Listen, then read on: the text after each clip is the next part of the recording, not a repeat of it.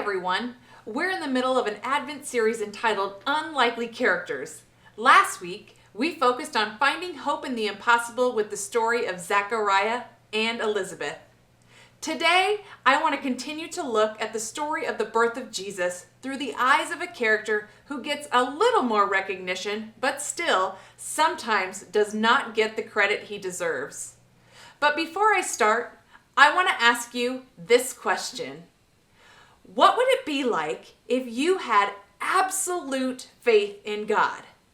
What would it be like if you had tremendous trust and tremendous confidence in every area of your life in a God that you knew better than anything else in this world and that you could depend on entirely? What if you knew without a shadow of a doubt that God really does exist?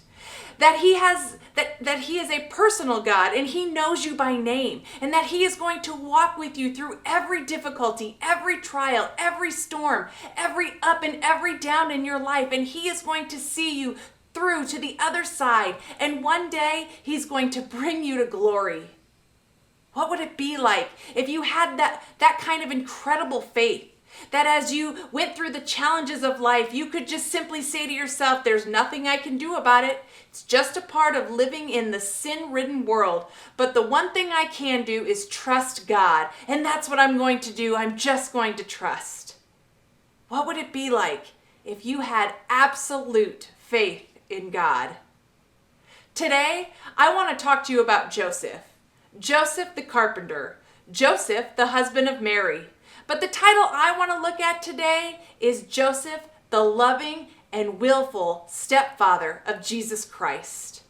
The more I think about this key figure in the Bible, the more respect I have for the faith and obedience he shows in the uncertainty of the story God calls him into.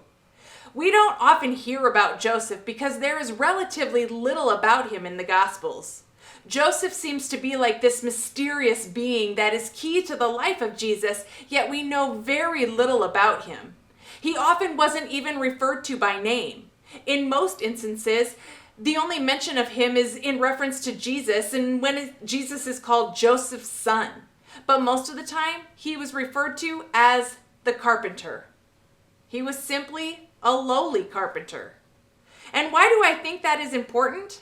Because God didn't choose a high priest or a lawyer or a doctor or a successful businessman to raise Jesus. He chose the humble carpenter. Joseph played a key part in Jesus' life. In Matthew chapter 1, beginning at verse 18, it states, "This is how Jesus the Messiah was born. His mother Mary was engaged to be married to Joseph. But before the marriage took place, while she was still a virgin, she became pregnant through the power of the Holy Spirit. Joseph, to whom she was engaged, was a righteous man and did not want to disgrace her publicly, so he decided to break the engagement quietly. As he considered this, an angel of the Lord appeared to him in a dream. 'Joseph, son of David,' the angel said, 'do not be afraid to take Mary as your wife, for the child within her was conceived by the Holy Spirit, and she will have a son, and you are to name him Jesus, for he will save his people from their sins.'" Skipping down to verse 24, it says, "When Joseph woke up, he did as the angel of the Lord commanded, and took Mary as his wife." So what can we learn from Joseph, this unlikely character? For sure, obedience, even in times of uncertainty. So let's break that down a little. What does that actually mean? The book of Luke tells us that as soon as Mary learned from the angel Gabriel that she was pregnant, she went to visit her older cousin Elizabeth in Bethlehem. Yep, Elizabeth and Zachariah. She stayed there for 3 months before returning home.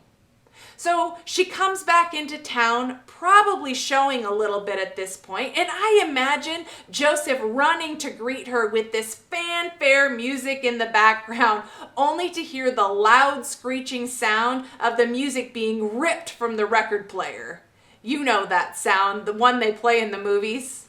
So Mary tells Joseph, "Hey, I'm pregnant through the work of the Holy Spirit." And that might have been exactly what Mary said, But I suspect that isn't what Joseph heard. He probably didn't hear anything. He hears that his fiancée is pregnant, and he is not the father.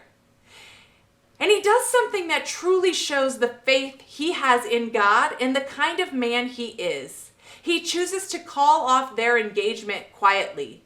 He obviously doesn't believe Mary's story. Let's be honest. How many of you would have believed her either? He definitely felt betrayed and humiliated, hurt probably at the thought that his fiancée had had an affair with another man. He knows that people will talk. I can imagine that his face feels hot and his heart starts to beat a little harder, but he still chooses to call off their engagement quietly. I wonder, would you have done the same?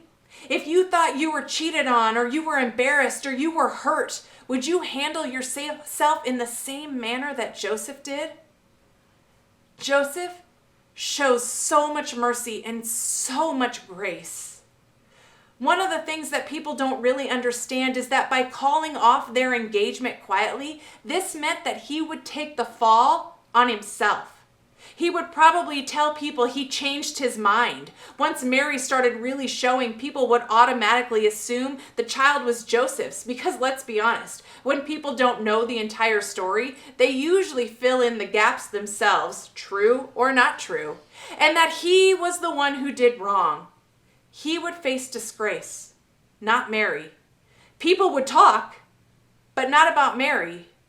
They would talk about him. Joseph gives his emotions to God and has faith that God will handle the hurt, God will handle the pain, God will handle the entire situation. And we have to remember at this point in the story, Joseph has no idea what the full picture is. He hasn't been visited by the angel. He hasn't heard from God at all. His only information is that Mary told him she was pregnant by the Holy Spirit. But he trusts God. He trusts God will make it right. And even in his pain, he doesn't give in to the temptation to blast and shame Mary. Would his actions have been justified? Most would have agreed yes. But here we see just the kind of man Joseph was. So Joseph makes this decision, and that night, after hearing Mary's news, he probably enters into a very unrestful night of sleep. And as he slept, Joseph has this dream, and in it, an angel of the Lord appears to him and tells him that he should not be afraid to take Mary as his wife, because the child conceived in her womb was in fact the Holy Spirit, just as Mary had said. Joseph didn't have all the answers. He couldn't fully understand how this would unfold, but he obeyed God's command, and he took Mary as his wife. Don't be afraid. Don't be afraid of the mission, Joseph. You know, don't be afraid is one of the most often recorded statements by God in the Bible. That God so frequently has to tell us not to be afraid is once again a reminder that God's calling is not for the faint of heart. Why did the angel tell Joseph not to be afraid? It wasn't that Joseph might fear the angel itself. The message was really, don't be afraid of the mission to take Mary as your wife and to raise this child as your own. This challenge of doing so must have made this humble carpenter anxious or fearful. He was being given a mission to wed Mary and to trust that the child was of God and not of another man. But more than that, Joseph was being presented with a mission of raising this child who will save his people from their sins. What does that even mean? Don't be afraid, Joseph. God's saving plans for the world is being entrusted to your care. Obedience often requires trust. God doesn't always give us the full picture, but he calls us to take the next step in faith. Joseph's obedience allowed him to be a part of God's redemptive plan. He cared for Mary and protected Jesus, becoming an earthly example of trust and faithfulness. When we choose obedience, we align ourselves with God's purpose, even when it's challenging. The blessings of obedience often come in waves we can't foresee. So friends, I want to ask you again, what would it be like if you had absolute faith in God? Maybe today you are ready to surrender to God's obedience, even in the uncertainty. Maybe today God is asking you to have just that small mustard seed of faith. Maybe today God is asking you to take that first step and to trust that He is leading the way. Joseph's story reminds us to trust God even when life doesn't make sense, to take steps of faith even without seeing the full picture, and to embrace God's plan, knowing He is faithful. May today we, like Joseph, respond to uncertainty with trust and obedience, knowing that God's plans are always good and His purposes are always greater. Lord, lead the way. We give our entire lives to You.